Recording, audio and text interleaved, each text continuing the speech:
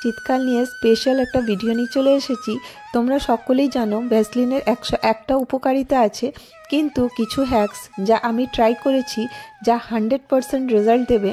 তো ভিডিওটা শেষ পর্যন্ত দেখার জন্য অনুরোধ রইল। আর যদি তোমাদের ভিডিওর কোনো একটু অংশ ভালো লাগে তো চ্যানেলটাকে সাবস্ক্রাইব করে নিও। আমার প্রথম টিপস হলো যে আমি দেখো ভ্যাসলিনের একটা ছোট্ট প্যাক নিয়েছি। আমি 5 টাকাওয়ালা মিনি প্যাকগুলো নিয়েছি, আর এটা কিন্তু খুব কাজের হয়, তোমরা নিজেরাই দেখতে পাবে। আমি কাচের একটা পরিষ্কার বাউল নিয়েছি, আর এর মধ্যে আমি একটু যে ভ্যাসলিনটা আছে ওটা আমি বার করে নিলাম। তো এটা দিয়ে কী করবো বলো তো, আমি একটা পুরানো লিপস্টিক নিয়ে নিয়েছি। তোমাদের কাছে যদি কোনো ভাঙা লিপস্টিক থাকে সেটাও কিন্তু ইউজ করতে পারো। আর আমি এর থেকে একটুখানি লিপস্টিক কিন্তু কেটে নিয়ে নেব। কী জন্য নিয়ে নিচ্ছি তোমরা এখনই বুঝতে পারবে, এটাতে জাস্ট একটু কালার হবে। পরে আমি এটাকে এই ভ্যাসলিনের সাথে খুব ভালো করে মিক্স করে দেবো। এখানে আমি একটা কাঠের চামচ নিয়েছি, আর এটা দিয়ে কিন্তু খুব ভালো করে মিক্স করে দেবে। আর এটাতে দেখো একটা সুন্দর রং চলে আসবে।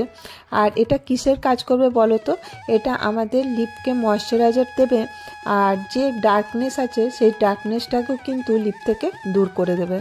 এটাকে বানিয়ে নিজেদের হ্যান্ডব্যাগে রেখে দিতে পারো, কারণ এটা একটা ছোট্ট ডাব্বাতে রাখা হচ্ছে। আর দেখো এটার কালারটা কতটা সুন্দর আসছে। আর যখনই লিপটা ড্রাই হবে তখন কিন্তু এটা লাগিয়ে নিও, তোমাদের ঠোঁট কিন্তু খুব ভালো থাকবে। চলো নেক্সট টিপসে চলে আসি। তো দেখো এই যে গয়নাগাটি দেখছো, যখন আমরা বিয়েবাড়ি যাই তো হেভি জুয়েলারি পরে থাকি। আমরা প্রত্যেকেই পছন্দ করি পার্টিতে স্টাইল করার জন্য, আর এর জন্য পরতেই হয় হেভি জুয়েলারি। কিন্তু এইগুলো পরলে ইরিটেশন হয় আর ইচিংও হয়, আর কানটা কিন্তু প্রচুর পরিমাণে ব্যথা করে। তো তোমরা বুঝতেই পারছো কতটা ভারী হবে এইগুলো, এইসব জুয়েলারিগুলো। কিন্তু এইগুলো ইউজ তো করতেই হয় কোথাও গেলে, আর দেখতেও কিন্তু খুব ভালো লাগে।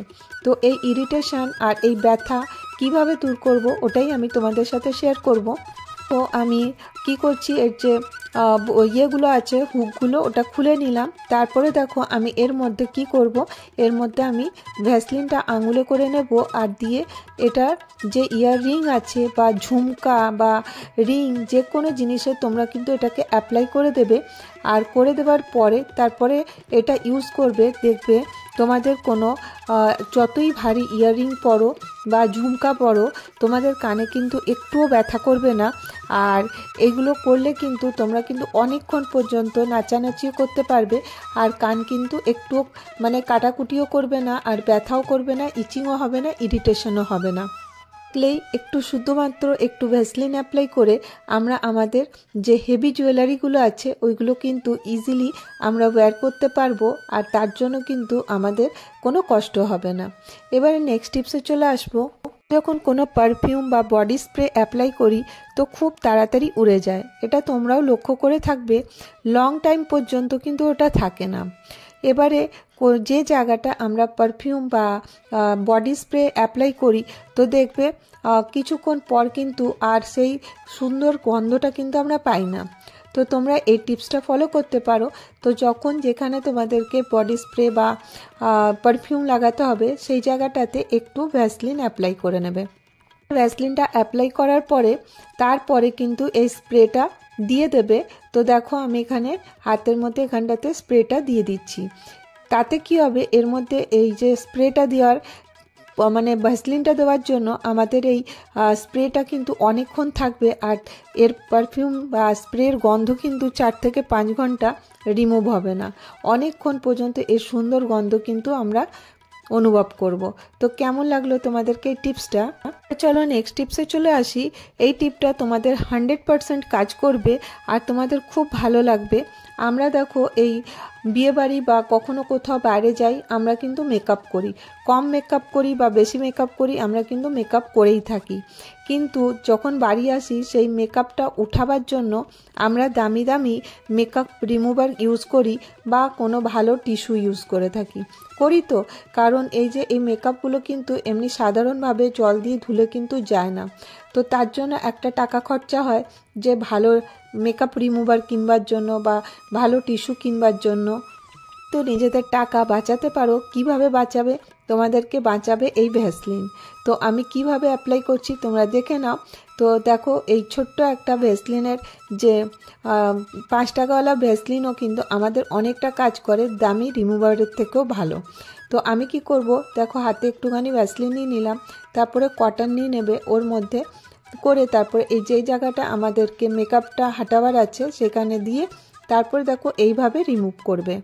কোনো আই শ্যাডো বা লিপস্টিক, ওয়াটারপ্রুফ লিপস্টিকও কিন্তু ইজিলি সরে যাবে। আর সবথেকে বড় কথা যে এইটা রিমুভ করার পরে আমাদের কোনো ময়শ্চারাইজার লাগাবার দরকার পড়বে না, স্কিনটা কিন্তু এমনি স্মুথ হয়ে যাবে। আর এই পেট্রোলিয়াম জেলির কারণে তো দেখবে আমাদের স্কিনটাও কিন্তু খুব ভালো থাকছে, কোনো অসুবিধা হবে না। হলো নেক্সট টিপসে চলে আসি। এবারে দেখো যখন আমরা স্কিন থেকে হেয়ার রিমুভ করি, তো হেয়ার রিমুভারের জন্য একটু আগে আমরা কি করি, যখন এই রেজারগুলো ব্যবহার করি দেখবে এর মধ্যে আমরা যখন করার পরে আমাদের স্কিনে কিন্তু খুব ইরিটেশন হয়, খুব চুলকায় বা কখনো কখনো কালো দাগও হয়ে যায়। তো যখনই তোমরা এটা হেয়ার রিমুভ করবে তখন তোমরা কিন্তু একটু ভ্যাসলিন লাগিয়ে নেবে, সেটা হাতে হোক বা আন্ডার আর্মসে হোক। তো তোমরা তারপরে যদি এইভাবে হেয়ার রিমুভ করবে তো দেখবে তোমাদের কখনো ইচিং হবে না বা ওই জায়গাটা কালো হবে না, একদম পরিষ্কার থাকবে। তোমরা কিন্তু এই টিপসটা ফলো করে দেখতে পারবো, তো তোমরা কিন্তু খুব উপকার পাবে।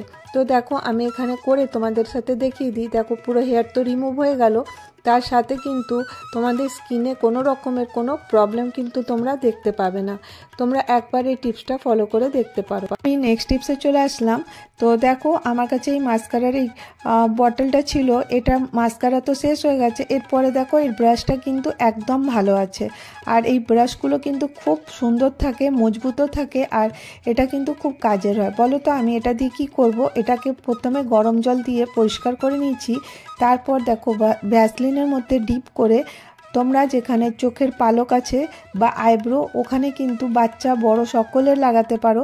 কিছুদিনের মধ্যে কিন্তু আইব্রো অনেক মানে ডার্ক হয়ে যাবে, আর যে আইল্যাশেসগুলো আছে ওটাও কিন্তু খুব বেড়ে যাবে। কাজটা রাত্রে শুতে যাওয়ার আগে কিন্তু করতে হবে।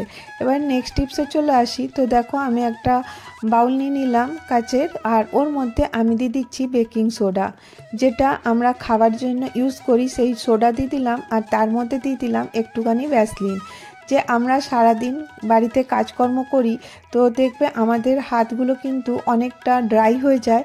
রাত্রে শুতে যাওয়ার আগে যদি তোমরা হাতের মধ্যে এটা অ্যাপ্লাই করে নাও, তারপরে ধুয়ে নেবে, তারপরে দেখবে তোমাদের হাত কিন্তু একদম মানে সফট হয়ে যাবে, খুব ভালো হবে। তো আজকে আমি তো 4 মাস কি ব্ল্যাঙ্কেট না ধুয়ে রাখা যায়? তো দেখো ব্ল্যাঙ্কেট মাঝে মধ্যেই পরিষ্কার করতে হয়, কিন্তু ঠান্ডা। তো তোমরা ভাববে কুকার দিয়ে আমি কিভাবে আজকে ব্ল্যাঙ্কেটটা পরিষ্কার করব। আমি এর আগেও তোমাদের জন্য নিয়ে এসেছি ব্ল্যাঙ্কেট কিভাবে পরিষ্কার করা যায়। আজকে কিন্তু জল লাগাবো না, শুধুমাত্র শুকনো পরিষ্কার করব। তো এখানে আমি লবণ নিয়ে নিলাম, 2 চামচ মতন লবণ নিয়ে নিলাম, জানো লবণ ক্লিনিংয়ের কাজ খুব ভালো করে। আর এর মধ্যে নিয়ে নেব বেকিং সোডা।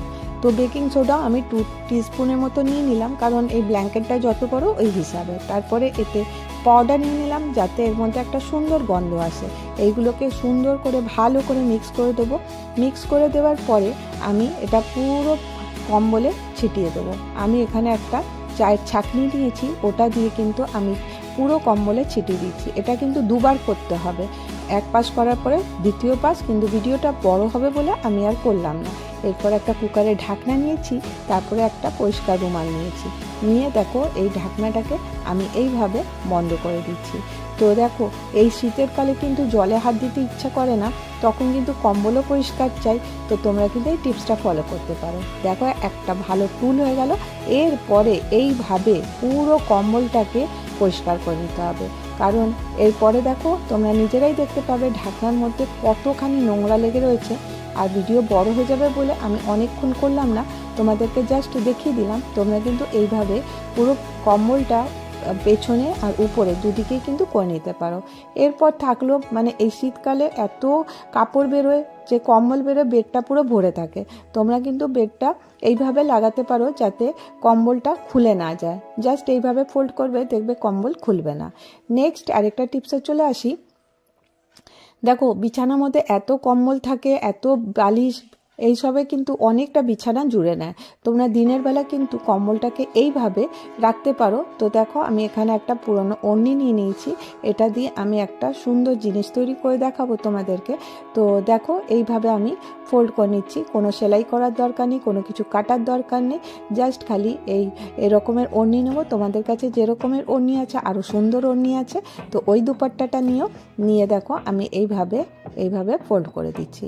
তো দেখো তোমাদের যে 5টা কালারটা পছন্দ ওই কালারটা রাখতে পারো।